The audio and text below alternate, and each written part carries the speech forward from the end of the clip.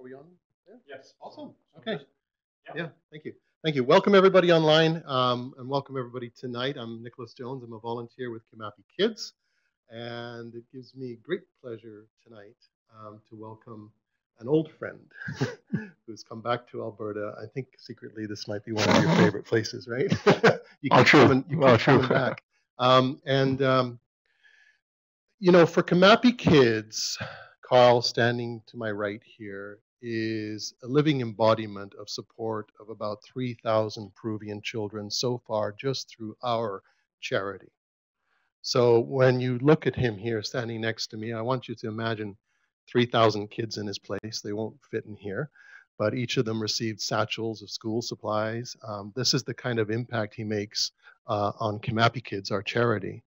He accounts alone, his foundation accounts alone for a third of the annual budget for the distribution of the satchels to Peru.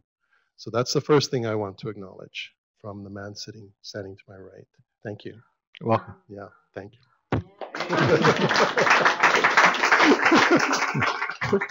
And secondly, you know, I don't know Carl very well. I have been in some ceremony with him, and I've been in his company.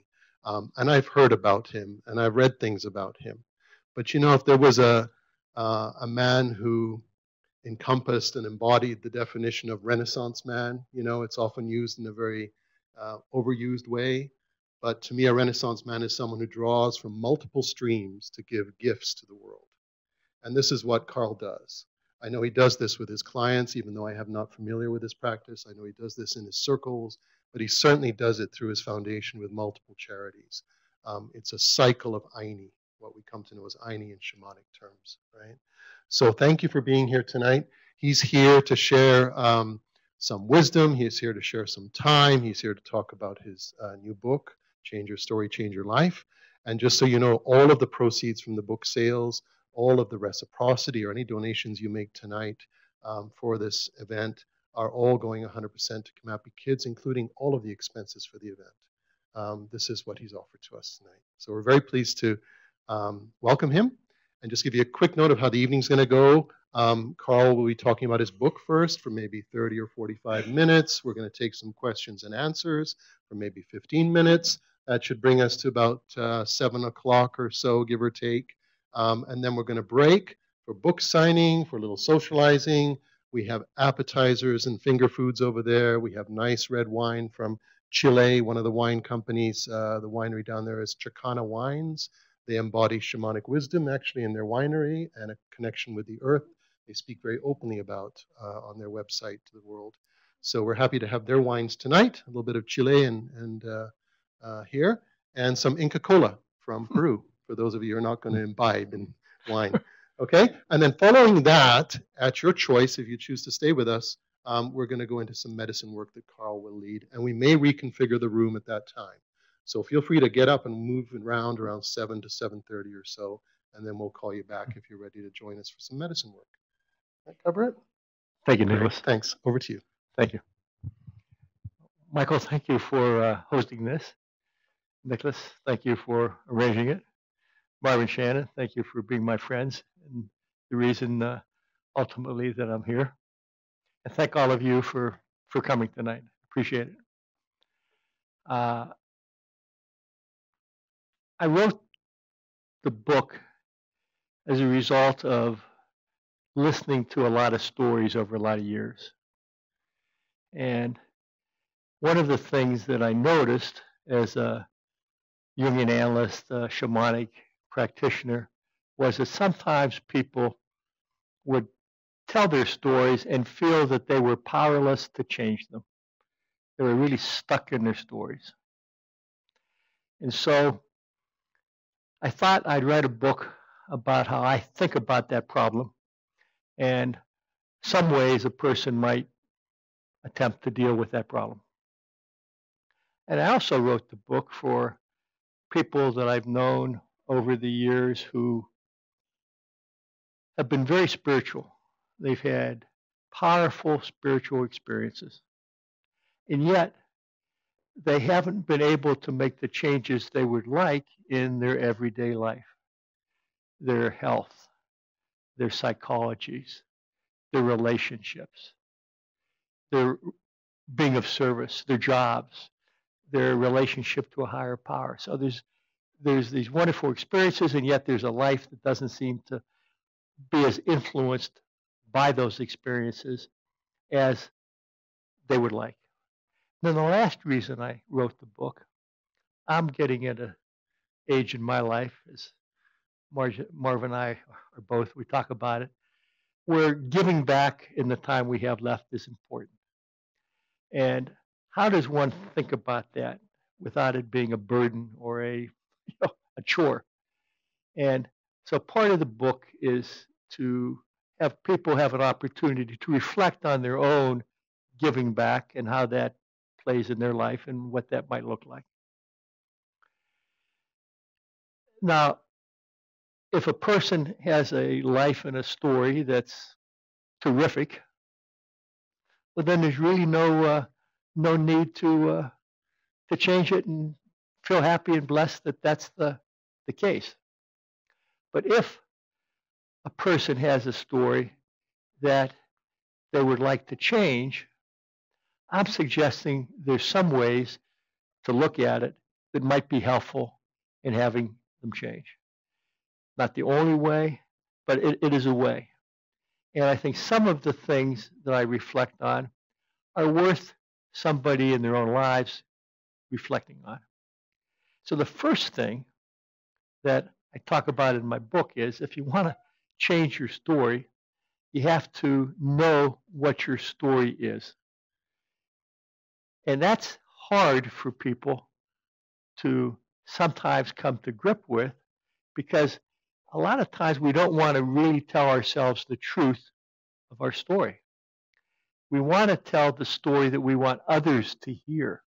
It's painful sometimes to tell ourselves the truth of our experience, our lives. In part because we have this paradoxical fear that if I tell my truth about what my story is, then you're going to make me change it, even though I don't like it. It's kind of a funny thing. You know, people will sometimes come to a therapist who say, you know, I'm here to have you help me change, but I really don't want you to. I really don't want you to help me change. I want you to tell me that what's going on is okay enough. So I have some exercises that I suggest a person can use for engaging their story so that at the end of that, they can say to themselves, just you and you, here's my truth about my health. And I suggest some questions. Here's my truth about my health. Here's my truth about my relationships, you know, with my kids, with my significant other, with my parents, even if they're dead, with my friends. No judgment. Shamans are great stalkers and they're great trackers, and they look at what is rather than what should be. You start off with what is. So I suggest ways to look at the chapter of your story about your health, your psychology, your jobs, your relationships, your being of service, relationship to a higher power. And then for many people, there's other chapters that are important to them. Their relationship to power, to money, to sex, to spending time. So a person has a chance to look at things one-on-one with themselves as to what is. And I say, it's not always enough to look at it from the standpoint of just the words and the questions, because sometimes we can, even if we intend to be honest, we can kid ourselves. So I have some practices. I say, all right, if you were going to have your mom tell your story, what would your mom say about your story? Or your dad? Or your best friend?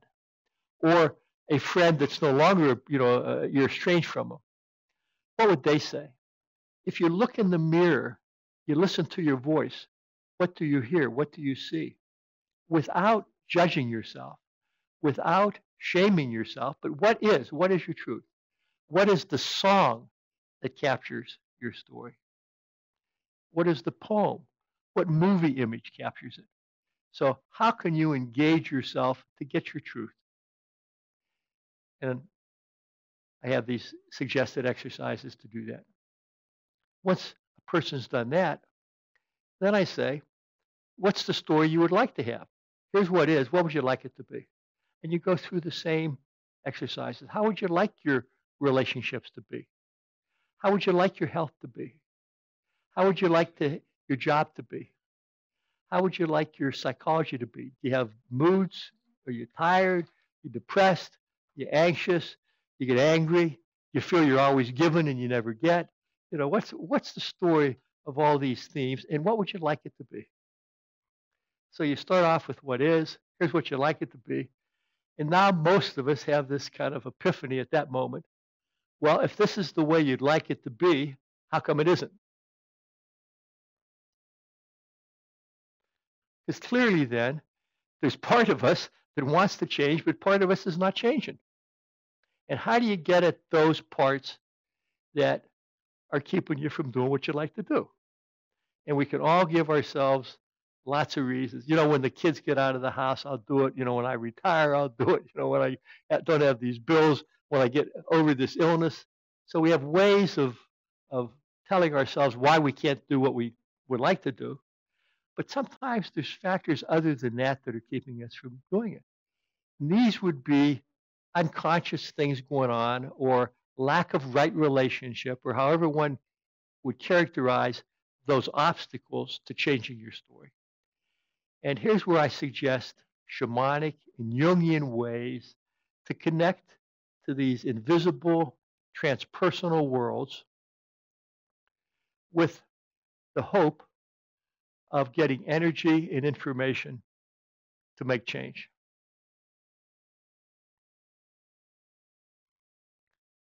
In a quick summary for those who have just come in, I'm talking about the ways one might look at their lives with the intent, if they're not going the way they would like, to make changes. And I'm talking about the difficulty for most of us to be really honest with ourselves as to what's going on. And I have some practices, which are in my book, as to how one might do that. And then I say, once you've really been honest and seen what is, you can then say what you'd like it to be. And once you've done that with all the various chapters, you could ask yourself, why haven't I done what I'd like to do? What's keeping me from doing it? And as you came in, I was saying, one way to bridge that gap is to have people engage the invisible, the transpersonal worlds, the worlds of the unconscious. And I'm suggesting one can do that through Jungian practices or shamanic practices. If you're in yoga nidra or transcendental meditation, there's a variety of ways that one can do that. And the ways that I talk about doing that are first journeying. And those of you who have done work with Marv, you've probably journeyed to the lower world, the world of the past, the world of the places where we have blocks that we may not be aware of that keep us from making choices in the present that are more soulful for us than the ones we're making. The upper world, where we connect to a future that's more pleasing to us and spirit than the one that we're living in. The idea being that, to me, the whole goal of shamanism is to be able to be freer in the present moment to make choices that please us in spirit more than the ones that we've been making. That's what it's about, as far as I'm concerned. And so to do that, you need to be as free up from your past as you can. The past stuff is kind of biting you. You have to be as free as you can. And you want to be hooked into a future that's more desirable perhaps than the one that you're living in, so that influences what you do in the present as well. And so lower world journeys can help you do that. Upper world journeys can help you do that.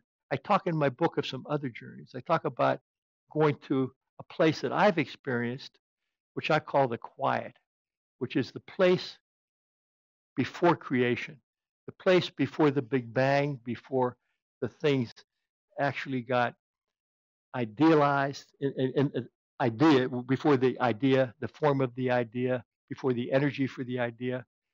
It's the place where everything is in potential.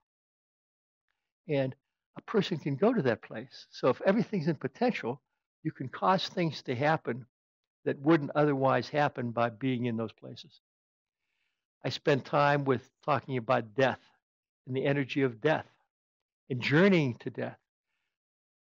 In shamanism, in many brands of shamanism, death is a constant partner because at any moment, the thought is that you can be taken. And so, how do you want to be living your life in that moment before you're taken, in the 5 minutes before it, the day before, and so forth? And so, I have journeys where people work with death. I have some other journeys that are there as well that people can use to get information and energy to change from the story that you'd like to have from the one that you have. Then I talk about using dreams. And then I talk about working with your dreams and how to do that. And then ceremony and ritual to connect you to these larger energies. And I talk about the theory of ceremony and ritual, and then some specific ones to help you make change. Fire ceremonies, which many of you are familiar with, despachos, which you've done, sand paintings, which you've done, for example, where you're enlisting bigger energies to help you change than otherwise might be available to you through your intent. So you're trying to get some help that's not human help, so that ultimately you will be more empowered to do these things for yourself. That's the idea. And get away from trapped stories like, I can't win for losing. I'm always the bridesmaid, never the bride. I feel like I'm slogging through quicksand sometimes. And these themes can grab us too. And if you can change the metaphors that capture your life and your themes, it can be freeing. And another purpose for all this is to somehow, within the confines of our life, feel that we have more freedom. So you look at your story, look at the one you'd like to have. There's ways to work with these transpersonal energies to get insights that are going to help you change if you're really willing to do it. And then you're left with, what are you going to do? You got new information. Are you going to have the will to make the changes? And it's hard, but it's not impossible. I've worked over the years now with enough people that I've seen the struggles and I've seen the successes and the results. And it's incremental, and it's amazing to me that, let's say a person's lived, I don't know how, I can't do the math, but you're 50 years old. How many hours is that? It's 100,000 plus. It's a lot of hours. And you're trying to change 100,000 or 200, 300,000 hours worth of life in 100 hours. But it's amazing how much, with the intent, things can change. Because there's this idea in Qigong and any energy work, energy follows intent. So if you intend it, it's amazing what can happen. So these practices can work. You have to be gentle with yourself, and you have to have the right attitude when you're engaging, in my opinion, some of these energies. And I have a process which I talk about in my book. I call it dialoguing. So when you're encountering something on a journey, when you're encountering the energy of the creator, I say right relationship, as Nicholas was talking about, using the word irony, is important. So you start off with any inner figure, a physical symptom, a dream image, by having a dialogue with it, thinking that it has an awareness, a stone, a raven that goes by you. Say, what message do you have for me? What do you want from me? What can I do for you? And then you can ask it any questions that you have. The idea being that when we're dealing in these mystical, visible, transpersonal, magical worlds, which I think most of us in this room believe are true, when we're dealing in these realms, what's the right attitude and what's the respect that we could give these realms that that is due them? And so to have this reciprocal relationship with them, I think is very important, the respect to do those things. I'm going to pause for a few minutes. There's some people that are just coming in. Welcome. Hi. Hello. Please. So if you have some questions, why don't you raise them and then people can kind of get adjusted. Please, I'll take some questions and then we can go back and talk some more things.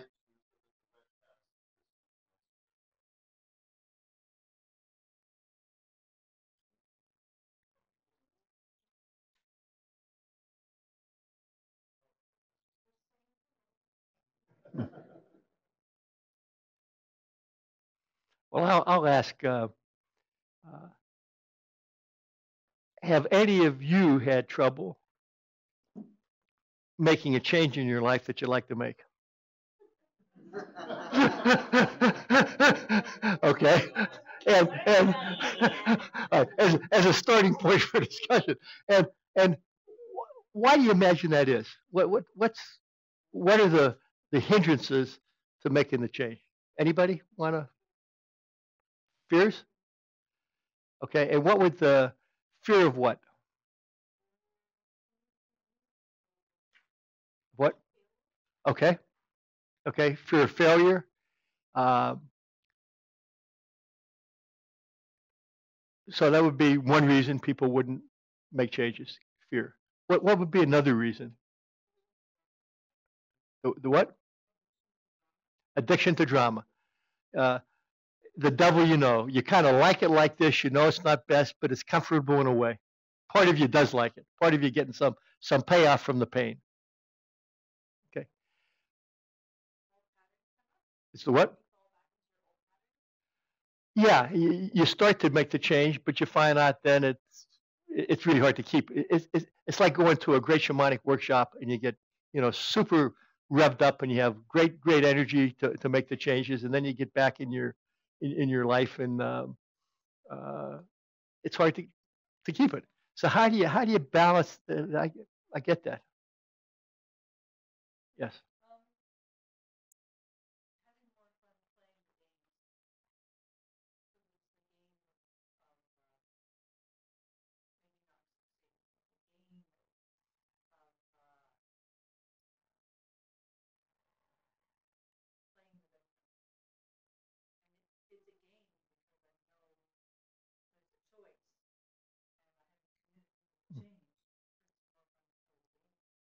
Yep. Yes. Yes, that people sometimes would rather play the game and be the victim than actually doing what is necessary to change. So I guess we're saying, in reality, there is a payoff to staying in your old story. Okay. And I guess people aren't going to change to a new story unless they feel the benefits are going to be outweigh the cost. I mean, we're pretty economic people in that sense. But one of the things I'm suggesting in my exercises in my book, if you can start to look at those unconscious payoffs and really dialogue with that part of yourself that says, I'd rather play the game than change. And there's a process to do that. So you're actually dialoguing with that part of you that says, I'd rather stay stuck. And then this part of you that doesn't want to stay stuck asks you, what's the benefit from that? And then you become that part, and it explains, because I don't think you would be able to stand being different. And I think people who love you wouldn't love you anymore if you changed. Okay. Well, that's pretty heavy. I don't want to have people not love me anymore. I don't want to be, isolated.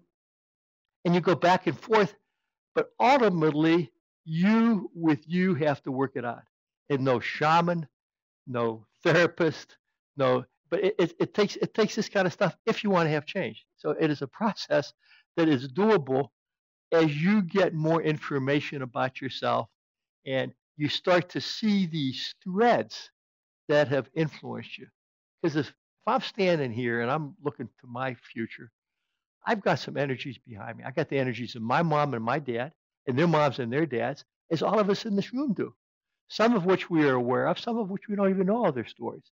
And if you believe in past lives, in reincarnation, you've got all your past lives behind you. So there's a lot to unravel from and to get untangled from, but it is possible. And these processes are ways to do that.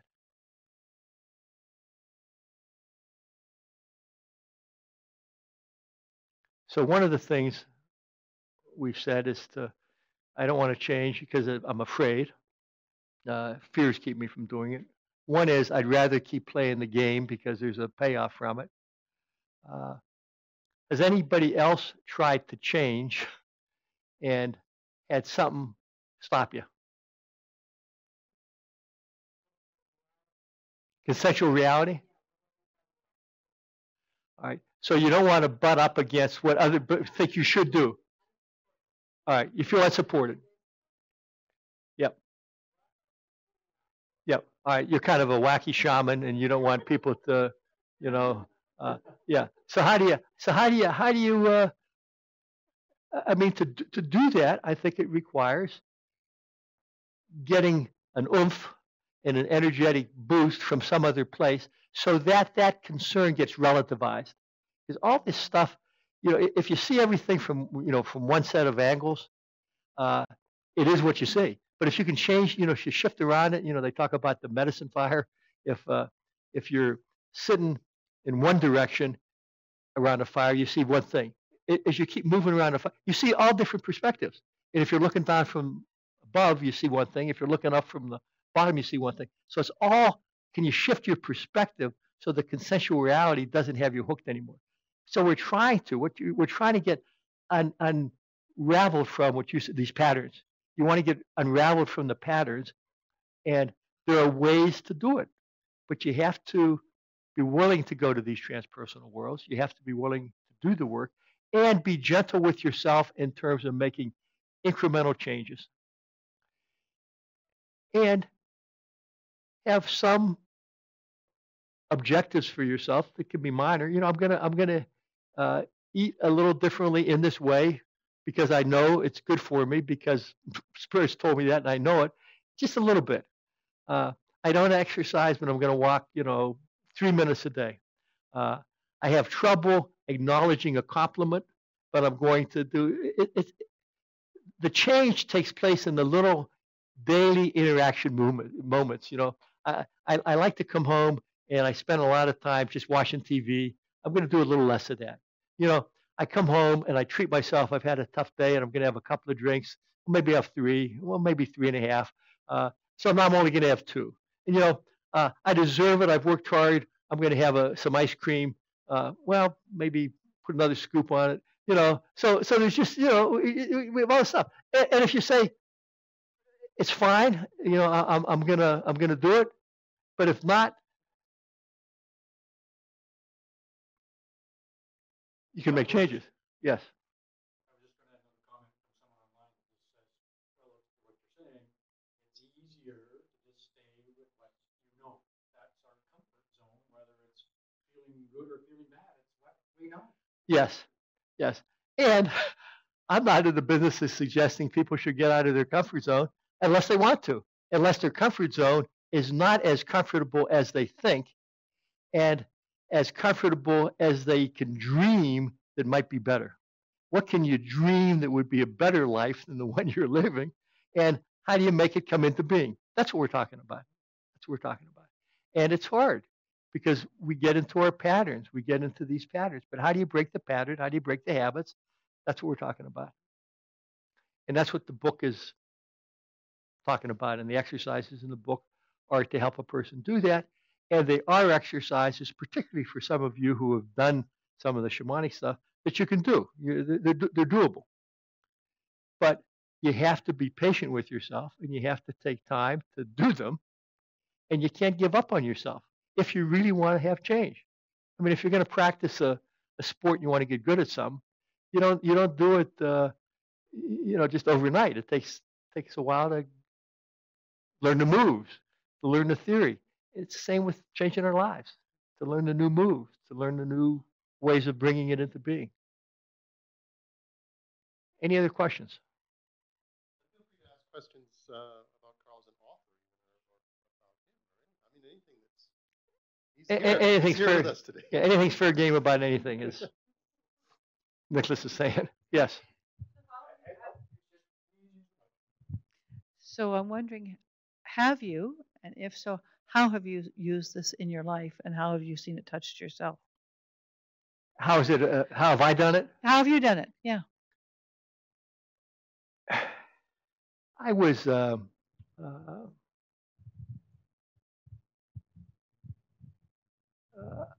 product of kind of my upbringing. I had a dad with a particular story, a mother who died when I was young with a particular story. I grew up pretty much alone in Greer, Indiana, which is a steel town in the States. I had values of success. You want to be good in, school, sports, get a good job, and that's kind of that's it. To have things about feeling and emotions and spiritual work, that was not the thing. So that was my story up until a certain point. And I went to school and I went down taught a little bit, then I went down a business path, but there was something inside of me that wasn't happy with the life I was living. And I didn't know what to do about it, and I didn't have the book to read to suggest changes. And I wasn't that smart. I didn't know how to do that. And so I was kind of drifting along, and then I got involved in the idea of being a Jungian analyst. And I'd had one course my freshman year in college in psychology, and when I went to the Analytic Institute, said I'd like to be an analyst. So you nuts?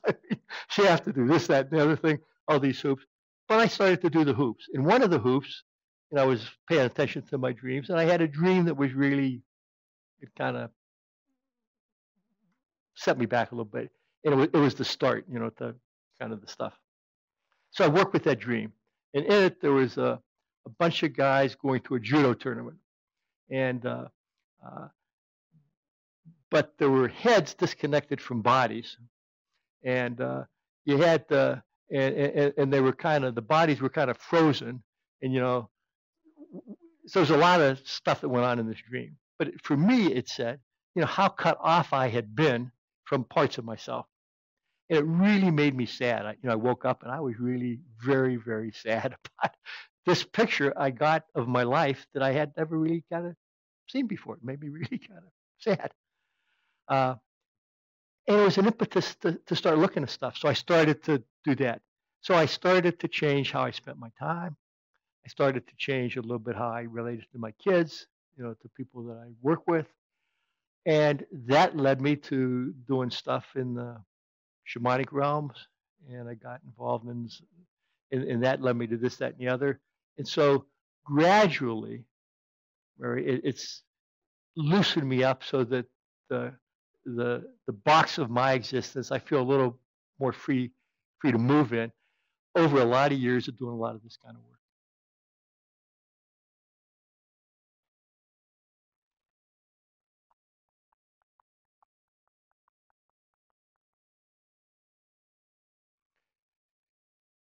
Please. What would you say was the hardest change you ever had to make in your life?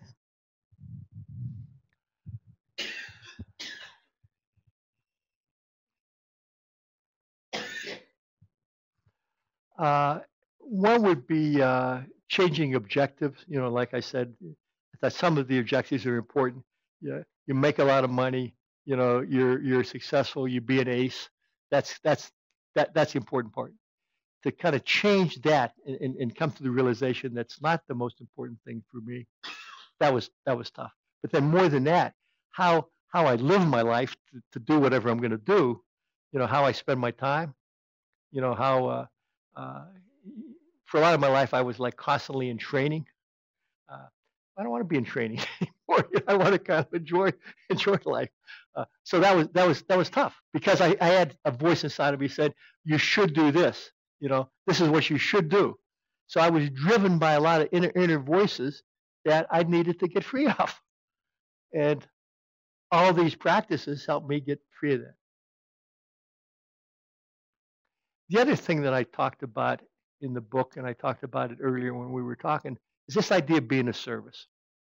You know, we live in a world where there's a lot of haves and have-nots.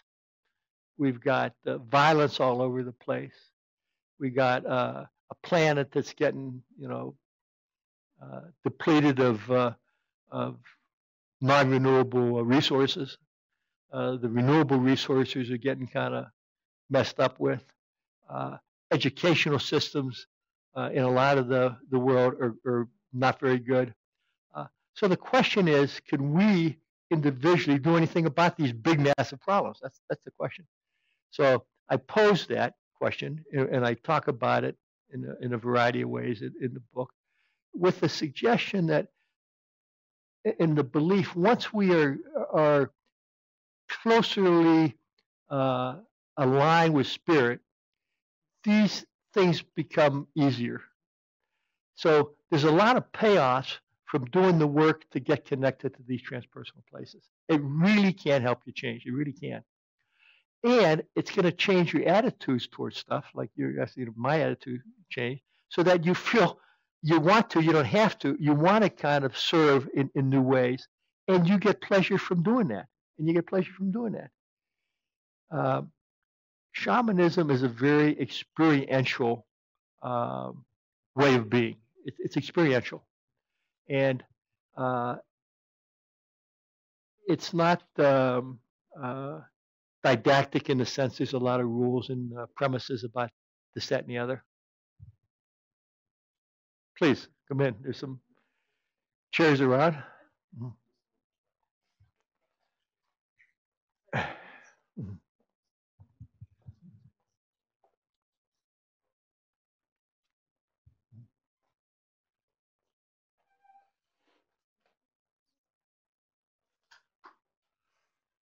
We're at the question stage of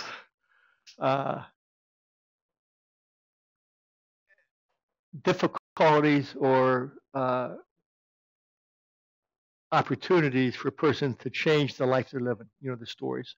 We're talking about for a person who's not particularly happy with the life they've been living, is there something they can do about it?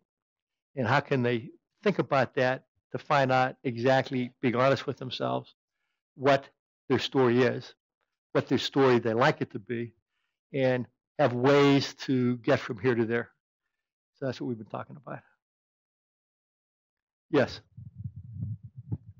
So how do you reconcile a genuine sense of appreciation for what you have and still wanting to change what you have because it still doesn't suit you or you don't think it does? I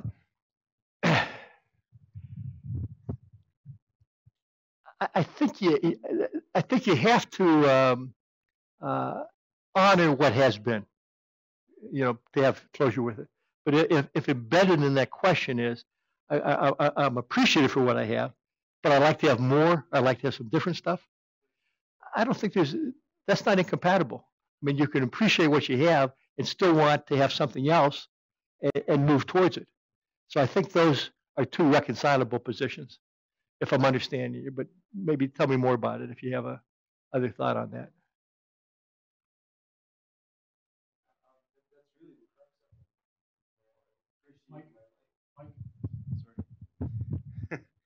it's really the crux of it. I appreciate my life and many things I have and the things I never thought that I would have. But you know, at the end of the day, there's a dissatisfaction in several aspects that I would like to fix. And Yeah, and by fixing them doesn't necessarily mean you not appreciated or you turned your back on the good stuff that you have. It's just, I think we have the ability to make changes in our life without necessarily saying that that which has really been bad. okay.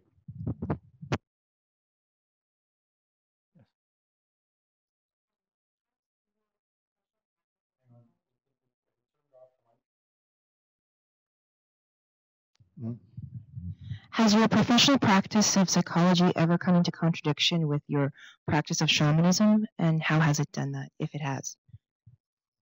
The brand of psychology that I'm involved with is Jungian psychology, so it's a depth psychology. So Jungians believe in the collective unconscious archetypes, which shamans do. So I would say one difference between shamans and Jungians would be the shamans' relationship to the external and the natural world. Jung didn't talk a whole lot about that. He was saying how all those things manifest within yourself. But the shamanic idea is that you can gain information and energy and wisdom from interrelating with these external worlds. You know, so when somebody comes home from a workshop and sees a grizzly bear, that can be meaningful. And it's possible, I would say, to dialogue with that energy and say, you know, why did you show up with me now after I just had these initiations from the Karo? You know, and you know what's going on, you know, and what can I do for you? What's this medicine gift? So there's ways to deepen the relationship with these encounters if we do them. And then the world, I don't know how many times those of you have gone to retreats, but have you ever had these times in these retreats where magical things seem to happen? The bird flies down just as you're talking about the bird, or you know, you say, you know, it hasn't rained forever, and all of a sudden, 15 minutes later, there's a big rainbow across the, you know, that accentuates something that's happened. I think we're in the presence of those things all the time. It's really how do we bring them and make meaning of them into our lives? You know, what message do you have for me today? And then things start to open up. And then without having a kind of guilt about it, turning my back on what is, you know, to get to the new part, it just kind of frees you up a little bit. And I think the shamanic work compared to the psychology does that. When I'm actually working with somebody, it's very similar. You know, instead of seeing somebody, you know, in analysis 4 days a week for an hour, you know, hour at a time, I might see somebody for a couple hours, not see them again for a while. But I'm still listening. I'm still trying to get unconscious things, you know, possible, connecting them to these transpersonal realms, but ultimately so that they could do it all for themselves and they don't have to come back and see me anymore. So it's compatible. So if you accept that we are spiritual beings in this human form, and that this whole journey here is for us to come and learn and grow in this dimension, Yes. then you have to assume that life is always going to be throwing stuff at us, and there's always going to be stuff to knock us down and set us back, and that's part of what we're here for. So my question then is, how do you define happiness? Because given the first part, you're never just going to be one joyful thing 24 hours a day, 7 days a week, 365 days a year.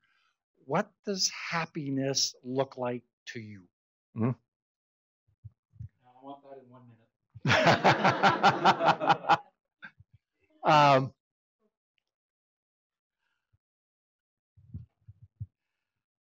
I'll answer that. But if somebody were going to be posing this, you know, say a workshop, and I'd say, well, that's an interesting question, but the relative thing is, what does it mean to you?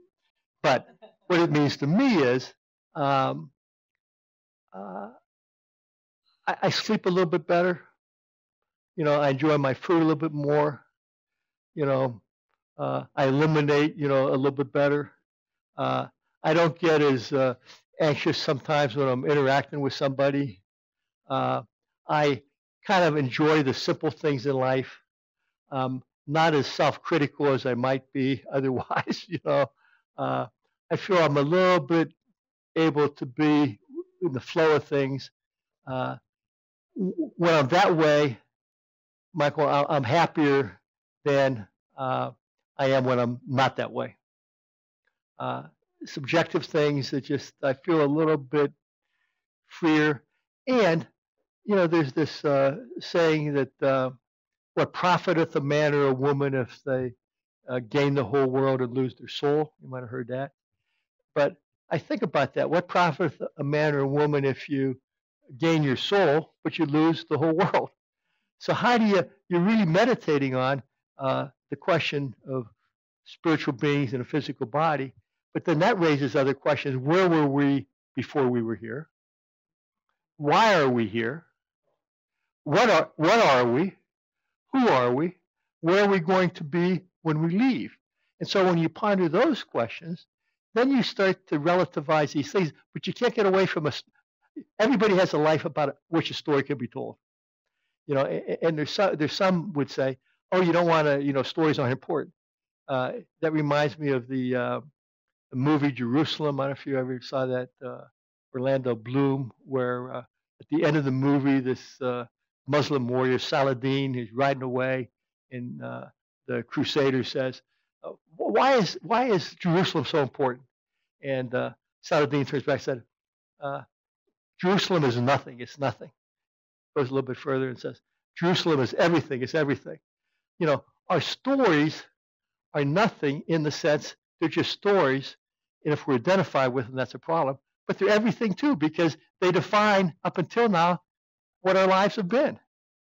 And if you want to have a different life, you have to have a different story. So it's chicken or the egg. So you have to spend time being honest with yourself about what your story is in order to get to the next place, in my opinion. Any other? Yes, please. You mentioned how you came about writing this book. How long did it take you to write it, and how in years or months or days, and for it to unfold? How did you originally get your vision? I think you covered a little bit of for some of the people that weren't here to begin with. First, for me, the physical, I don't type. So the physical act of writing is really hard. I mean, I grip my pen. It's a very tough thing. So I never thought that I would write a book just because of that. And I've dictated stuff, and that's how I've kind of did it. And scribbly longhand, that was my process. When I got on the shamanic path, I had some adventures around the world. I've had some adventures. And so first I was going to write like kind of an Indiana Jones book about, some of the adventures. But then I kind of got the idea that I might be interested in that. I don't know who else would be interested, because everybody's writing about their adventures. So that was the book that I didn't want to do. So I had some stuff about healing, a lot of stuff about healing. And then I had my, adventures, and then I had stuff about story in this big tome that took me several years to kind of put together, just kind of my observations. And then I said, this isn't a book. I'm going to have to kind of be precise as to what it would be. That's how I came up with the story part. And I'd say off and on, it took me, several years to do that. Not full time, but it took me a while. And then lots of looking at it and stepping back from it and looking at it again. And that was a process. Yeah.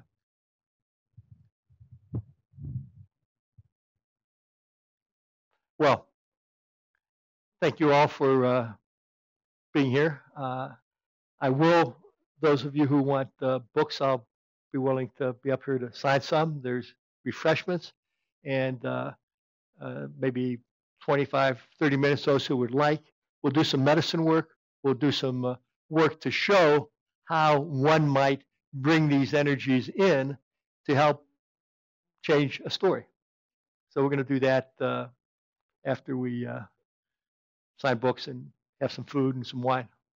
Thank We you. just want to thank everybody online that have joined us from different parts of the community and wherever they are in the world. So thank you for joining us tonight. And yeah, this is the part where we're going to break. And unfortunately, the ones online won't be able to have any wine or some of the appetizers. You know, what can we do about that, Mike? Change the story. So yeah, we'll take a break now for half an hour. It's a time to go out. If you'd like to purchase one of Carl's books, please do that at the cashier. And then we'll have a table set up here where Carl will sign the book for you and personalize it. And help yourself to wine and Inca Cola from Peru and some lovely nibblies from Notable Restaurant next door. Okay? And then we'll bring you back in about half an hour. So time to socialize and have a little fun and chat with Carl if you like. Great.